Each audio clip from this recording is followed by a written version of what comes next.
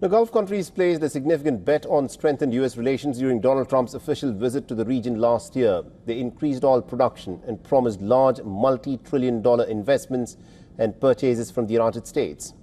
But what happens to all of these investments after the Iran war? Mohammed bin Salman, the Crown Prince of Saudi Arabia, has assured Trump that he will continue to invest $600 billion in the United States.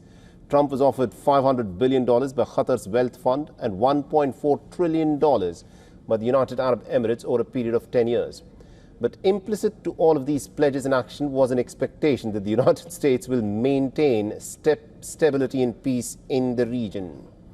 2 weeks into the American war of aggression with Iran, that promise of peace and stability has been entirely swept away. In some ways, the Gulf economies are more resilient than they may think, but now though it's pretty hard not to see a significant downsizing of all of those lofty promises.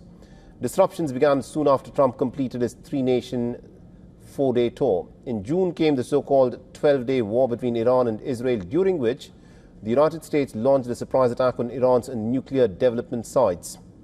In September, Israeli Prime Minister Netanyahu ordered for an attack on Doha, and while Trump claimed that he was unaware of Netanyahu's plans, he had visited the city 4 months earlier.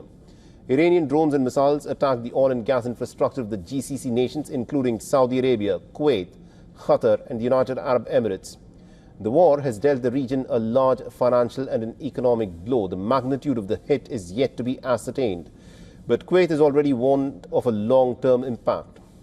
These countries will face some fiscal pressure on spending side with less money being available. The simple math dictates that there'll be less spending, including on the investment deals that Trump was promised.